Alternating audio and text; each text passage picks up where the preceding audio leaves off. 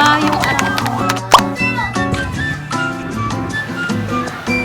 merong dumaan dito na nagtitinda. Naglalako siya ng ganitong seafood. So, napabili nga kami ng shrimp pang ulam. At eto naman yung nabili namin na meat. Baka siya na giniling sa dali. Hindi pa namin sure kung kailan kami magbo-burger. Pero niready na nga ni Pingoy itong mga patty. Sinulman niya na. And nilagay niya lang dito sa papel. Mamaya ikakat-kat-kat niya yan. Para daw hindi na siya mahirapan kapag kailangan niya ng lutuin. Pang ilang araw na nga rin. Simula nung sinet up ko, itong bed frame dito sa sala. And hindi pa talaga ako tapos. Nagawa ng content para dyan. So, gusto ko na nga siyang matapos. Kaya naman, eto. Hiniram ko na muna itong bedsheet ni Papa. Kasi hindi niya ginagamit to. Sabi ko, eto yung madaling iset up na bedsheet. Kaya, pahiram na muna. And then, ayan, nag-set up na rin ako dito ng mga paunan. Para naman mukha talagang sofa bed or mukhang kama talaga. Eto, syempre, kama naman talaga yan. Eto nga palang itim na mahabang unan from Dofia yan. Yan yung tinatawag nila na body pillow. Ang gandang yakapin ng ganyan. Kasi initially, nakatanggap ako ng ganyang kalaking body pillow. Color blue naman. Pero I decided ibigay kay Papa kasi noon pa siya nagsasabi na, gusto ko ng hotdog pillow. Eh, di ko siya binibila ng hotdog pillow kasi meron nga ako natanggap na body pillow. So anyway, hindi ko muna gagamitin talaga sa kwarto namin yung mahabang pillow na yan dahil bibili pa ako ng punda para dyan. Ayoko kasing gamitin siya ng walang laba. Gusto ko may punda muna, lalabhan muna, tsaka ako gagamitin sa kwarto namin. And para magmukha talagang kwarto nga, itong side na ito, itong gitna lang naman yung i-video ko. So ayan, binago ko yung pwesto nitong higaan at meron akong mga kailangan i-film na content dito. Maliban dyan sa body pillow na yan. Kailangan ko rin ng content para dito sa bedside rack na parang table na rin. Medyo matagal ko na natanggap yan and ngayon ko pa lang siya magagawa ng content. Pero gustong gusto ko kasi yan dahil digulong siya and initially, ang bala ko talaga ay ipwesto siya sa tabi ng sofa bed namin dito sa sala. Pero nung pinuwesto ko na siya doon, parang hindi siya bagay. Currently, ang pinakapwesto nito ay sa tabi ng computer table ni Pinggoy. Kapag magkakape si Pinggoy, yung ibang headset niya, ganyan, diyan niya ipinapatong. Parang naging side table na ni Pinggoy yun doon sa computer area niya. Dahil tapos na rin naman akong mag-film para dito sa kama na ito, binaklas ko na sila para maitabi ko na. And ito nga karton niya, nakakaloka dahil pinagdodrawingan ng mga bata. Buti naman, matibay. So, ayos pa siya. Ililigpit ko na lang and nilinisan ko na rin itong floor na pinagpwestohan nga nung kama para naman malinis. Siyempre, ilalapag ko dyan mamaya yung sofa bed. Kailangan talaga malinis yung sala na yan. Tinawag nga ako ni Pinggoy. Sabi niya, labas ka. Grabe. Pasintabi po kadiri na naman. Daming patay na langaw talaga. Lalo na nung umuulan na season talaga.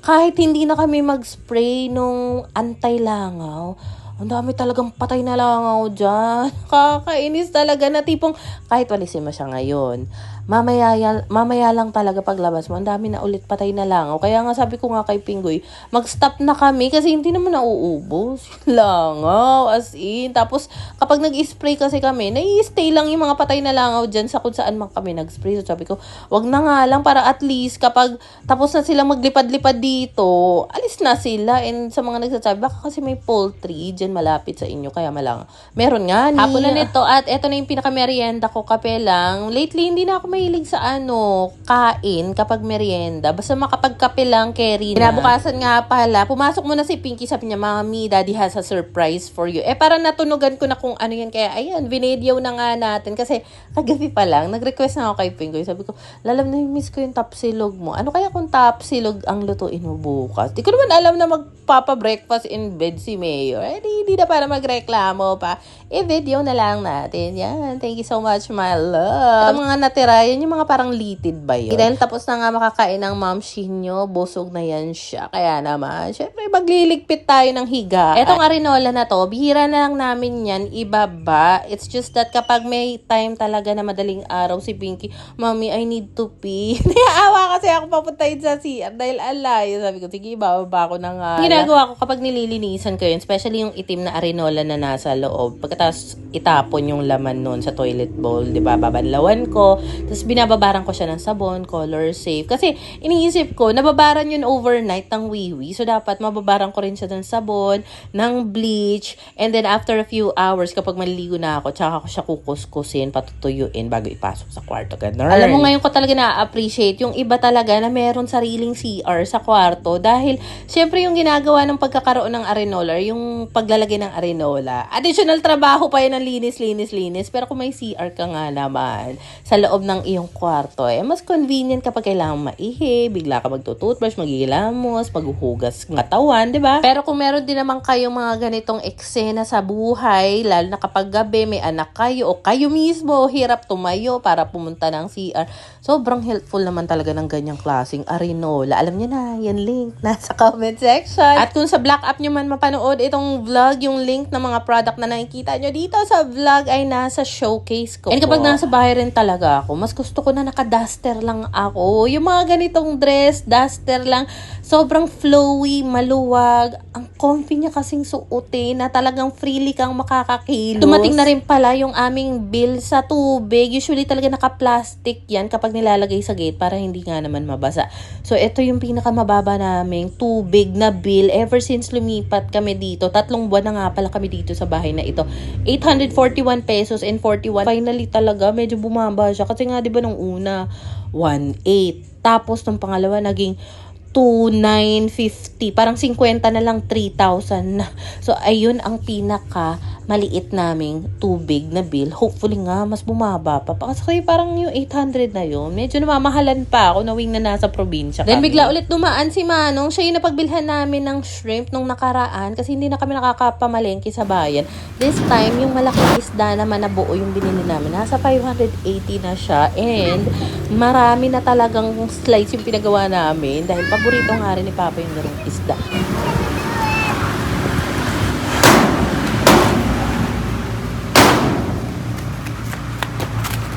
It's okay. So, ayun, napaiyak nga si Kowa dahil nga tumama yung kanyang leg sa bola. Pero after naman niya umiyak, kinis ko lang yung tuhod niya. Okay na ulit siya. Okay na po siya, don't worry. Then habang nagwawalis nga ulit ako, meron nag-doorbell at may bago na naman po tayong electric fan. Yes, binibili ko talaga yung mga electric fan na yan kasi feeling ko talaga kapag meron akong pwesto sa bahay na hindi pa rin ako komportable or hindi ako satisfied sa hangin or yung buga ng hangin na electric fan, pinaplano ko talaga na, ay, bibili talaga ako nito next week or sa mga susunod.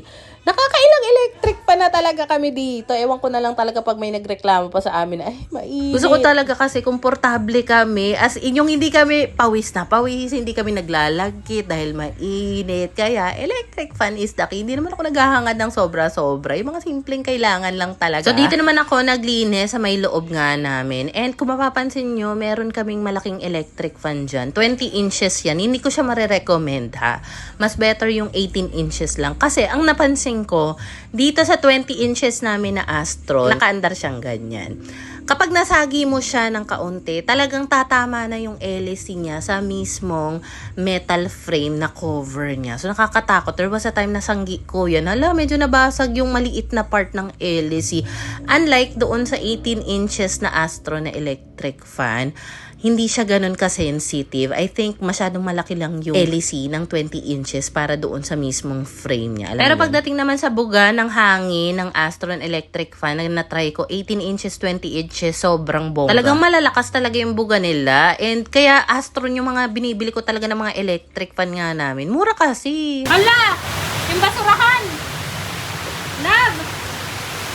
Basa lahat! Grabe!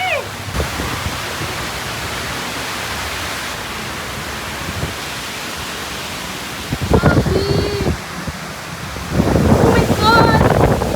Tignan mo, sobrang lakas ng hangin. Natumba yung aratinita. Yung bakod nasira yata dahil na... Ay! Diyos ko, pumuntik pang madulas. Ayan, oh. Grabe, sobrang lakas ng hangin. Buti yung CCTV natin secured. Grabe, 'di ba? Kanina lang nagwawalis-walis ako dito. May video pa ako na nagwawalis ako kanina. Nakatayo pa yung aratilis. Tapos humangin lang talaga ng isang beses na sobrang lakas. Pagtingin ko, hala, natumba na yung aratilis. Nakakaloka talaga. So vinidyohan ko nga siya kasi isinend ko nga doon sa landlord nga namin. Dahil, hindi ko alam kung anong gagawin namin para matanggal nga siya. Buti na lang din kamo. Yung pinaglaglagan ng puno, hindi doon sa may bubong ng kapitbahay kasi car parking nila yun. Grabe yung damage kapag doon siya na laglag, 'di ba? Buti na lang din talaga nalaglag siya doon sa part na walang matatama ang mga parking, bahay or kung ano. So ayun nga, naisend ko na rin yung video video na yun, syempre ina-update ko rin yung amin landlord. And sabi niya nga, kapag okay na rin yung panahon, magdadala siya ng tao na makakatulong para nga maayos nga yun na laglag na aratilis. Dahil even sa kanila, grabe rin talaga yung eksena, gawa ng tuloy-tuloy na ulan, ang lakas ng hangin, ganyan. So hopefully talaga lahat tayo ay safe. Lalo na ngayon, mas okay na yung panahon. So far dito sa amin, umaaraw na, pwede na makapaglaba. At kapag malakas talaga yung ulan, may hangin, ganito talaga yung eksena, madalas talaga basa dito. Kaya kailangan talaga meron kami naka-ready na sponge mop doon. And pasensya na nga pala, nag-comment sa akin na porch nga daw kasi yung tawag doon sa harap ng pinto. Hindi nga ako comfortable sabihin nyo dahil very pang-America naman yung atake doon. So, hayaan na nating tawagin ko siyang terrace. At saka, marami rin kasi nag-comment before na usually, ang common talaga sa tawag doon sa area nga, sa harap ng pintuan namin is terrace. So, pagbigyan nyo na ha. So, kinagabihan nga pala, tamang inom, tamang chill lang sina Papa at Pinggoy dito habang nanonood ng old classic Pinoy movies. And medyo masagwa na rin yung mga nakatambak naming kutsyon dyan. Meron pang isang kutsyon dito sa may kainan area. Tapos may nakatambak pang tupin. Grabe yan siya. Inuna pa talagang humiga-higa kaya sa magtupi. Alam mo, ang dami ko rin talagang pinagagawa buong araw. Kasi ang dami ko nilinis. Lalo na doon sa may likod ng kusina. Yung sa may labas na part namin. Hindi na talaga ako nakapag-video. Minsan kasi kapag nagsisimula na ako maglinis, tinatamad na ako mag-set up pa ng camera. Gusto ko na ituloy-tuloy. Then kinabukasan nga pala, pagising ko, medyo late na ako nagising. Mga alas 11, alas 12 na yata.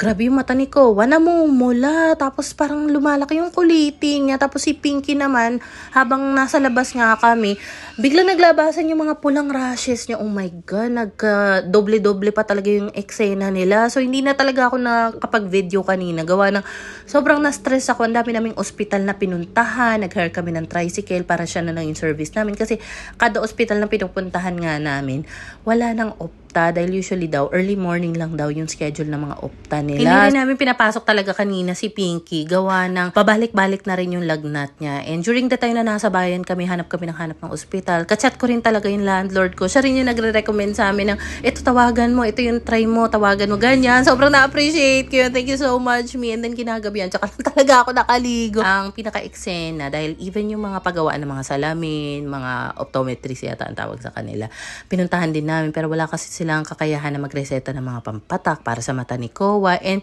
kay Pinky naman, bukas ipapacheck up namin sila. So, agahan na lang namin. So, pagka-uwi, pagkaligo, naglaba si Pinggoy. Tapos, ayan, inasikaso lang namin yung pagpapatuyo. And kinabukasan, ang aga namin sa health center.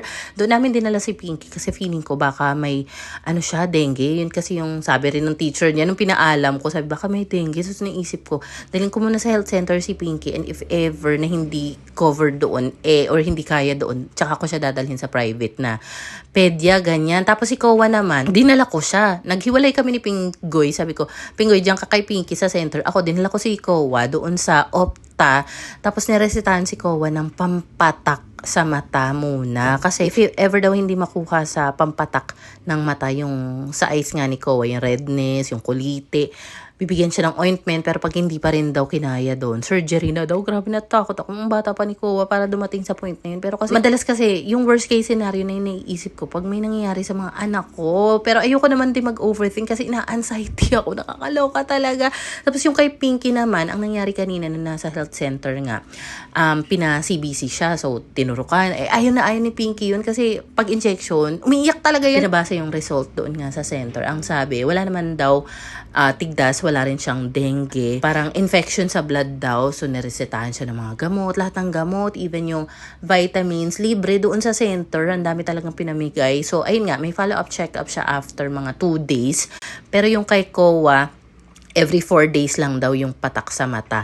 Ay, every 4 days. Grabe naman yun. Every 4 hours yung patak sa mata. So, pagka-uwi nga, inasikaso ko agad itong mga pinatuyo kong ang damit dito. Kasi hindi pa rin namin magawang magsampay sa labas. Gawa ng parang paiba-iba talaga yung ihip ng hangin. Grabe, mamaya medyo mainit. Tapos mamaya biglang grabe yung ulan, grabe yung hangin. So sabi ko nga, mas better na ipasok na lang yung sampayan dito sa loob para kahit papano, safe talaga yung mga damit natin na hindi mabasa. Medyo matagalan nga lang yung pagtuyo. Tapatan na lang natin na electric fan. Pero at least, hindi mababasa. Alam mo, diba? Kanina talaga, habang hindi pa namin nakukuha yung result nga ng CBC ni Pinky, kami ni Pinggoy, parang kinakabahan kami na what if may dengue. So nagpaplano na kami ni Pinggoy kung ano magiging next step namin. Syempre kapag dengue, di ba kailangan i-confine yan, ganyan-ganyan. So, nung sinabi nga na hindi daw dengue, hindi tigdas, oh my God, grabe talaga, nakahinga kami ng maluwang. Tapos, ayun nga, pagkatapos kong maligo, ang ganda rin talaga ng eksena dito sa labas. And finally, kahit papano, medyo nakahinga na ako dahil meron ng mga, kahit papano, sagot doon sa mga karamdaman ng mga anak ko. Meron ng pampataksikowa, kahit papano na wala na yung redness sa eyes niya, si Pinky kahit papano, okay na siya. Pero andun pa rin yung pamumula yung rashes niya. Pero tuloy-tuloy pa rin siya sa mga gamot. So, ayan, ini-enjoy ko lang din talaga yung eksena dito dahil feeling ko ng mga nakaraang araw na umuulan, parang ang down na din ng pakiramdam ko. Ewan ko, kaya minsan ayoko rin talaga ng umuulan. Lalo na dati, kasi kapag umuulan, kinakabahan na ako, nagkaka-anxiety na ako dahil baka bahain yung kwarto na tinutuloyan namin noon. Kaya medyo ayoko talaga ng rainy season. Pag ganitong medyo maaraw, mas gusto ko siya kasi parang na-uplift niya yung mood ko. Mas maganda talaga sa pakiramdam. For me lang naman, chill lang talaga kami dito ni Pinggoy, kwentuhan, dahil grabe na rin yung mga pinagdaanan. Grabe na, kala mo naman talaga. Hindi kahapon pa kasi kami talaga na stress. Pero kasi, wala, gagawin mo talaga lahat para sa mga anak mo, 'di ba? Kaya yung mga ganitong simpleng bagay na maaraw, maganda yung weather, parang nung time na yan, ang laking bagay niya na para sa amin.